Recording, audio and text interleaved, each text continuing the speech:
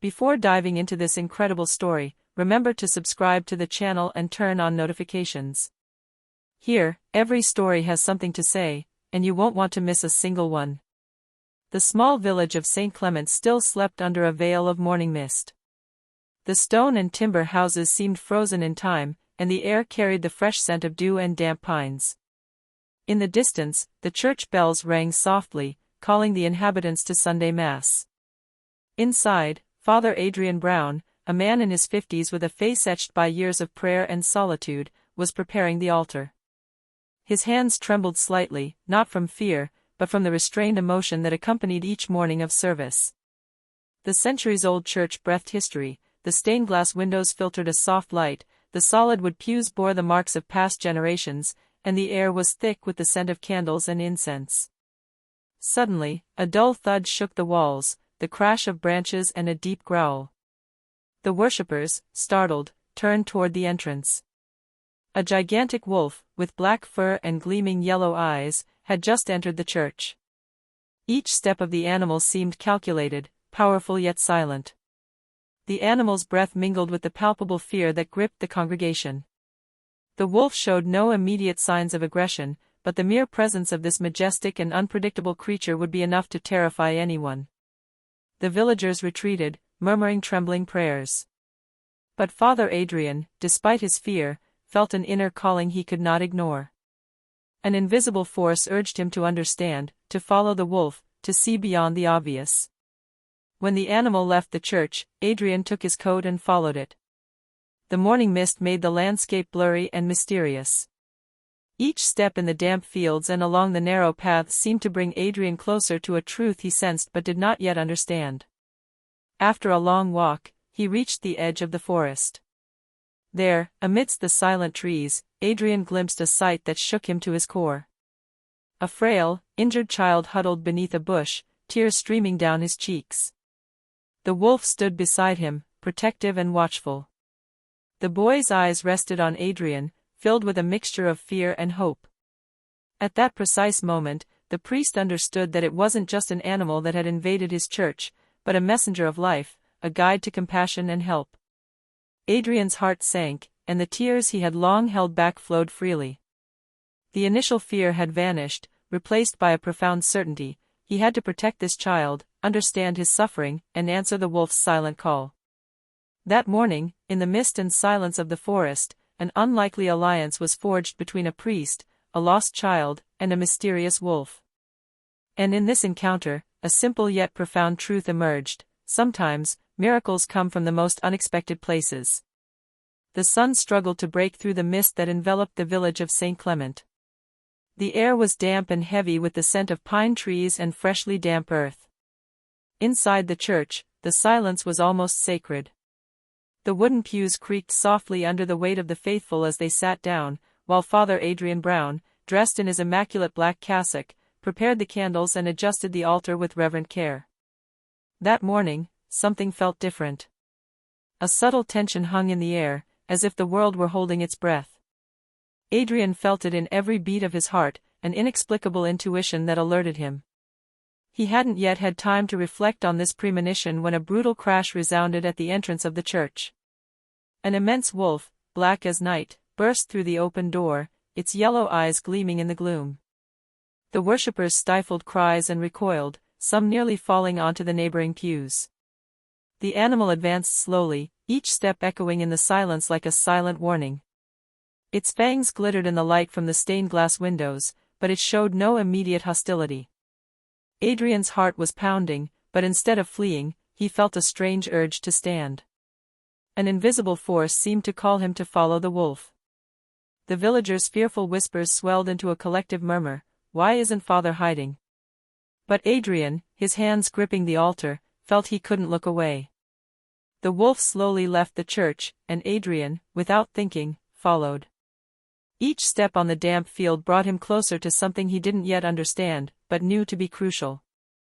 The mist blurred the landscape, making it almost unreal. Branches scratched his clothes and hands, but he felt no pain. As they reached the edge of the forest, Adrian caught sight of a furtive movement among the bushes. A frail figure huddled beneath a tree, trembling and frightened. The wolf had stopped near the child, as if to protect him. Adrian immediately recognized that this boy wasn't simply lost, he needed help, comfort, and above all, protection.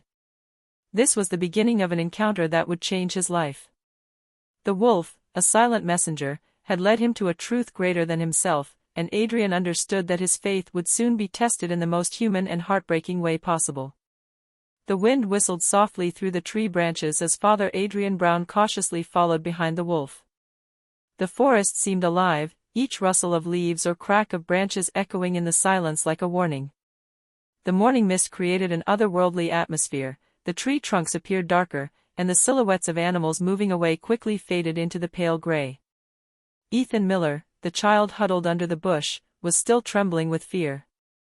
Adrian knelt beside him, gently taking him in his arms. "Don't worry, I'm here now, you're safe," he murmured in a shaky but reassuring voice. The child looked at him with eyes full of incomprehension and mistrust, but he eventually allowed himself to be comforted. The wolf, later named Shadow, walked a few steps away from them, its ears pricked and its yellow eyes piercing the mist. Adrian sensed that it was not just an animal, but a guide, a silent protector. Whenever a suspicious noise was heard, Shadow turned, warning Adrian and Ethan to remain cautious. As they ventured deeper into the forest, Adrian began to speak to the child to break the silence. "What's your name?" he asked softly. Ethan murmured, "Ethan." "Ethan Miller." The voice was weak, almost muffled by the wind and fear. Adrian felt his heart sink. The child had clearly not been treated with love. He learned that Ethan had been abandoned by a cruel uncle after his parents' death, and that no one in the village knew his whereabouts. Adrian understood that the wolf hadn't chosen this moment by chance, he had led the priest to Ethan, where no one else could find him. A profound certainty seized him, he had to protect this child, no matter the cost. The trek through the forest was long and arduous. Dragging roots, low-hanging branches, and mud made every step difficult. But Adrian never felt discouraged. He was driven by a mixture of fear, responsibility, and a new, unexpected, almost supernatural faith. Shadow, faithful and vigilant, stayed by their side, showing that even in solitude and danger, they were not alone. When the edge of the forest finally appeared, revealing a damp field bathed in mist, Adrian knew they had found a safe place for the moment. He knelt before Ethan once more, wiping away the tears and traces of dirt from his face. "We'll make it, Ethan. I promise you," he said, his voice trembling but resolute. And as the sun began to break through the mist, he understood that this unexpected encounter, between a priest, an abandoned child and a mysterious wolf, would transform his life forever. Adrian sat down on a damp tree stump, Ethan still in his arms, and watched Shadow move away to patrol around them. The wolf seemed perfectly aware of the child's and the priest's vulnerability, as if he understood the mission entrusted to him. Adrian felt a mixture of admiration and respect for this creature. He had never imagined that an animal could embody so much loyalty and wisdom. "How long has it been since you've eaten, Ethan?" Adrian asked softly. The boy shook his head, his eyes downcast. Since my uncle left me," his voice broke, and Adrian felt a deep pain in his chest. How could a child be treated like this, abandoned in the forest without protection? Adrian took a deep breath and pulled some bread from his bag, bread he'd brought from Massachusetts. "Here, eat a little, you need to regain your strength."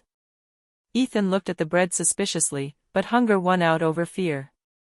He took a slow bite and swallowed slowly. Each mouthful seemed to give him a little more life, and Adrian watched this small gesture of comfort with interest.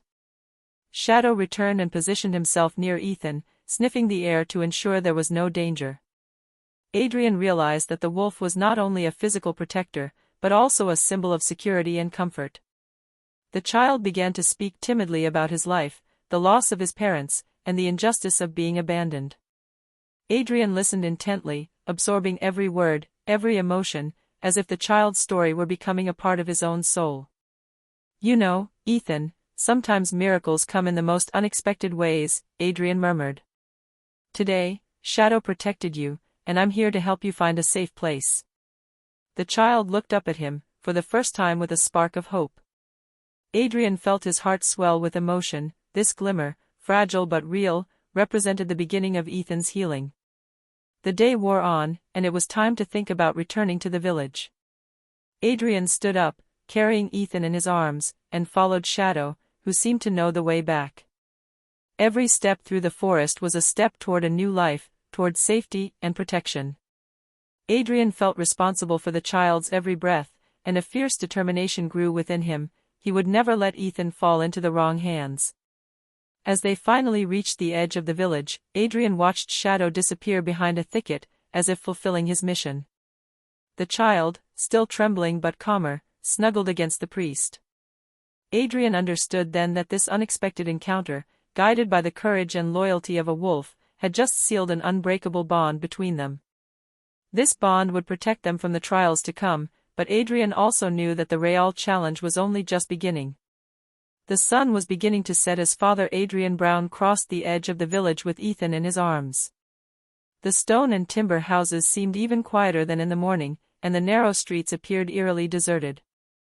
Adrian breathed deeply, aware that each step brought him closer to a confrontation with the villagers, some curious, others no doubt frightened by the improbable tale of a wolf and a lost child. As they approached the church, Adrian felt a mixture of relief and apprehension. He gently placed Ethan on the steps, stroking his hair to reassure him. "We're almost there, Ethan. You'll be safe here." The child nodded, still trembling, but his eyes reflected a little more trust than at the beginning of their encounter. The faithful who had attended morning mass were still gathered in front of the church, whispering amongst themselves. When they saw Adrian with the child in his arms, followed by the distant echo of Shadow in the woods, a stunned silence fell. Some women began to weep, others held their mouths, unable to utter a word.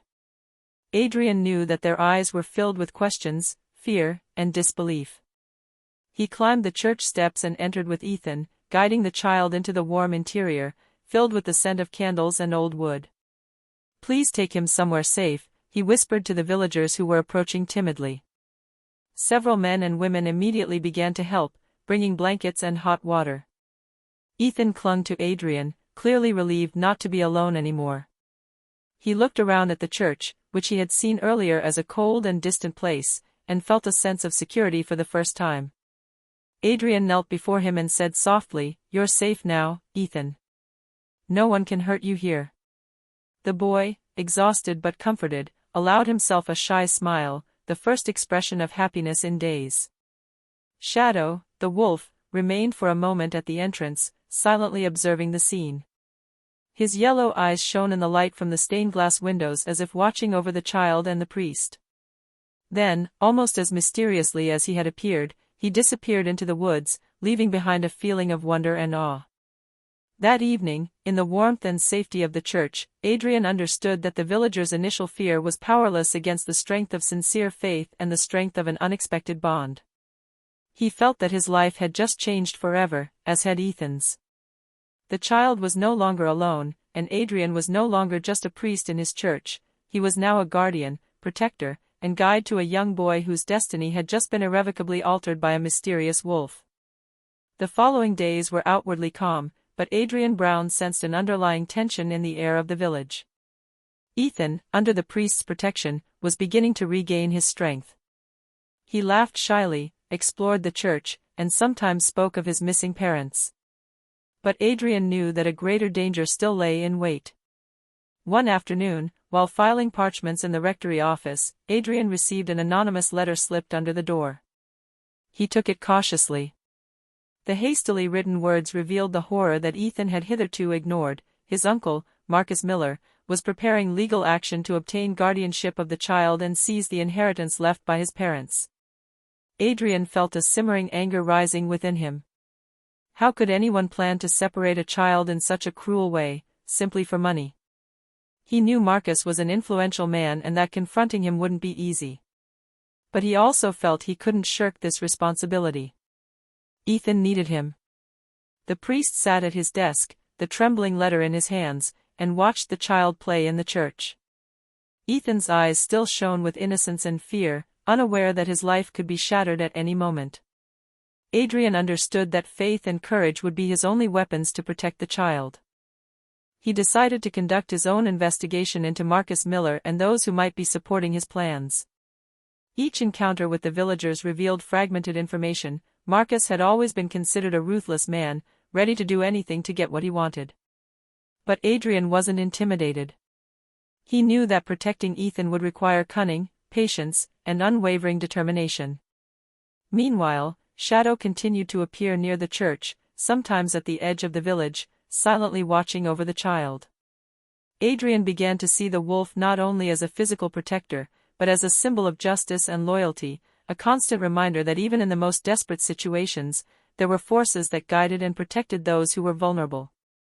That evening, Adrian sat with Ethan by the fireplace in the rectory.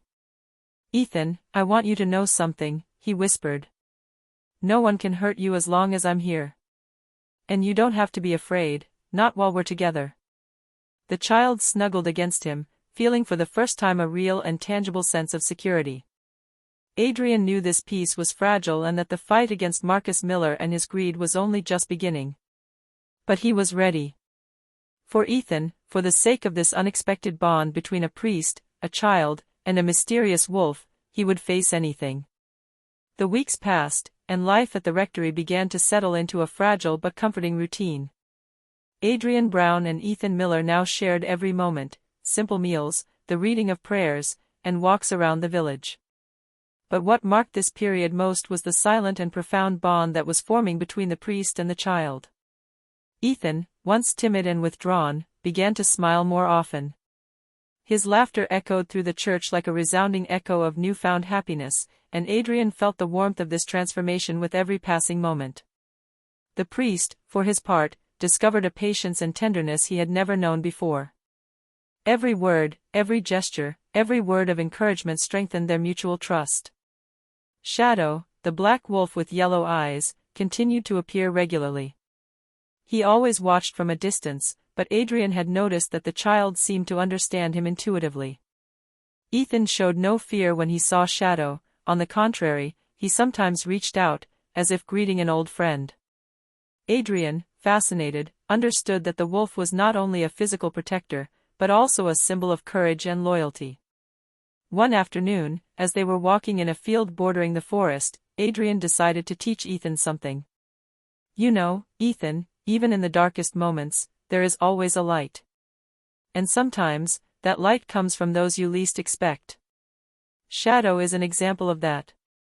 The child looked at the wolf, who was watching them from the edge of the trees, and understood the meaning of the priest's words. But this budding friendship didn't mean the threats had disappeared. Adrian knew Marcus Miller could strike at any moment.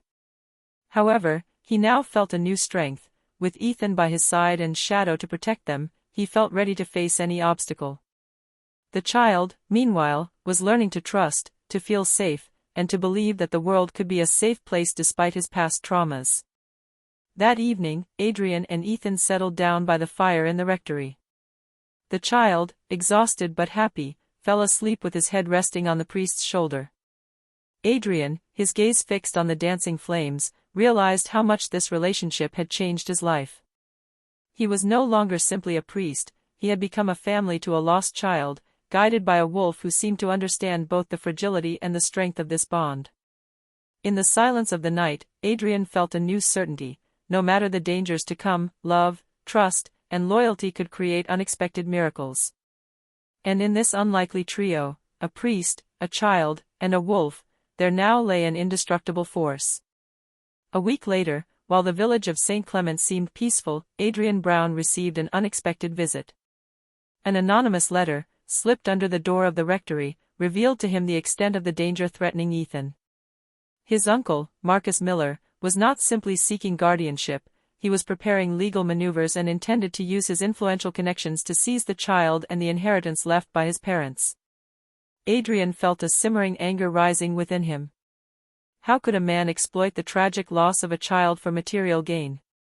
He reread the letter several times, noting the details, the names, and the dates mentioned. Marcus was methodical, and every word revealed a chilling cruelty. But Adrian was not one to be intimidated. His role now went far beyond that of a simple priest, he had to protect Ethan at all costs. That night, Adrian sat deep in thought by the fireplace with Ethan asleep beside him.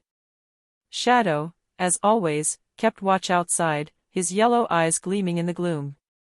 The priest understood that the wolf was not only a protector, but also a symbol of constant vigilance. He had to learn to anticipate Marcus's moves, to anticipate his plans, and to protect the child from a family capable of anything. The next day, Adrian began his discreet investigation.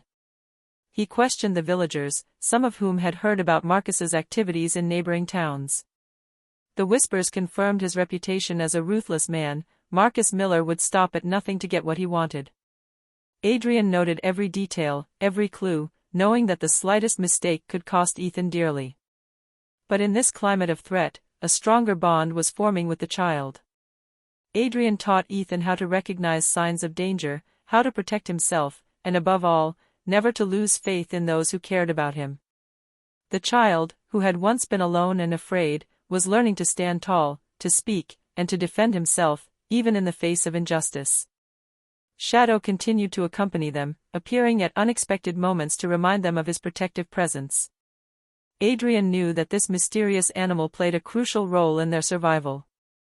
The child, for his part, was beginning to see Shadow not as a wild wolf, but as a loyal friend, a silent guide in a world that sometimes seemed cruel and incomprehensible. As night fell, Adrian stared at Marcus's letter and whispered, "We won't let fear dictate our actions. We will fight for you, Ethan, and nothing and no one can take you away from us."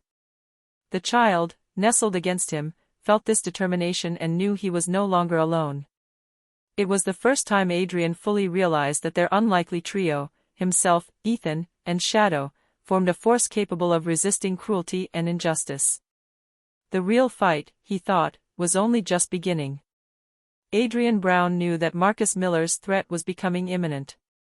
Every morning, watching Ethan play timidly in the church, he felt the weight of his responsibility pressing heavily on his shoulders. It was no longer just about protecting a child from life's cruelty, but about preparing to face a ruthless adversary, ready to do anything to get what he wanted.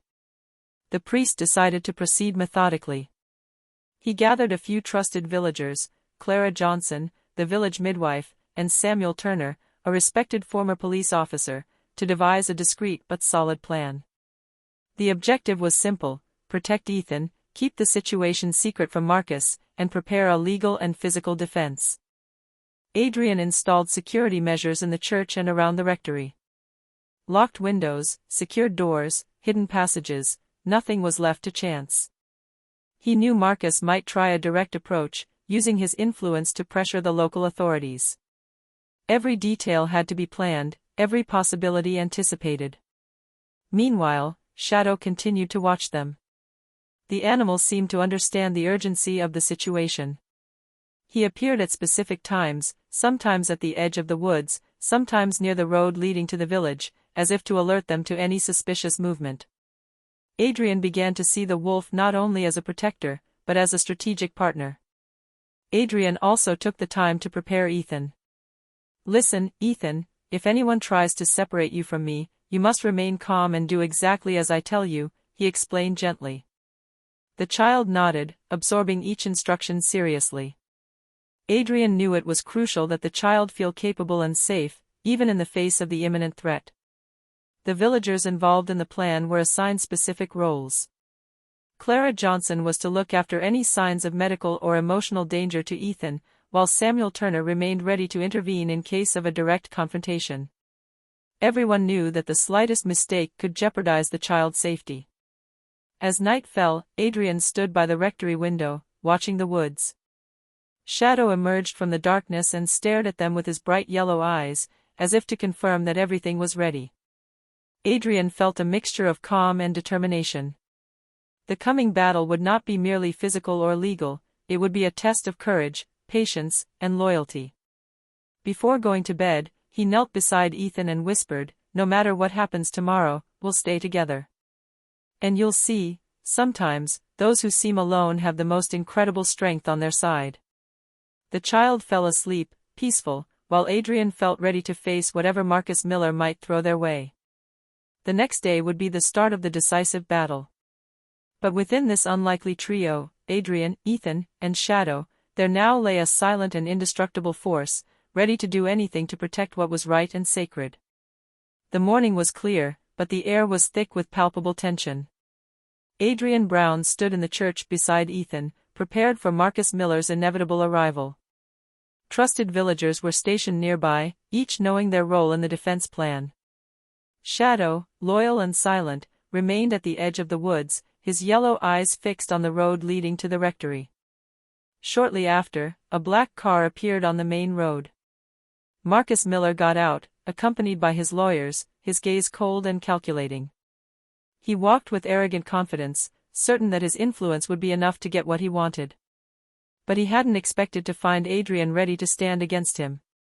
"Father Brown," Marcus began in an icy voice, "I've come to retrieve my nephew." Adrian straightened up, his face impassive but determination burning in his eyes. "Ethan is not an object to be claimed.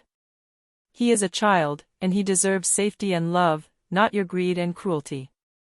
Marcus smiled mockingly. "You think you can stop me all by yourself?" Before he could advance further, Shadow emerged from the woods, his fangs gleaming in the sunlight. The wolf's sudden appearance made Marcus and his men back away. The animal wasn't displaying gratuitous aggression, but its imposing presence was enough to remind everyone who was truly in control of the situation. Adrian then stepped towards Marcus, a letter and evidence gathered in his hand.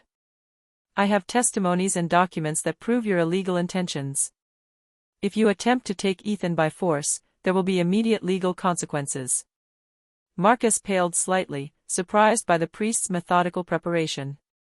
Ethan, for the first time, spoke in a firm voice, "I want to stay with Father Adrian. Not with you." The child's words hit Marcus like a ton of bricks. He recoiled, unable to deny the child's will and voice, a child he thought he could manipulate so easily.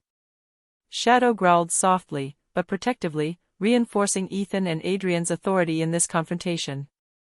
Seeing that his attempt at intimidation was failing, Marcus withdrew, muttering threats that Adrian knew were empty in the face of the village's determination and solidarity.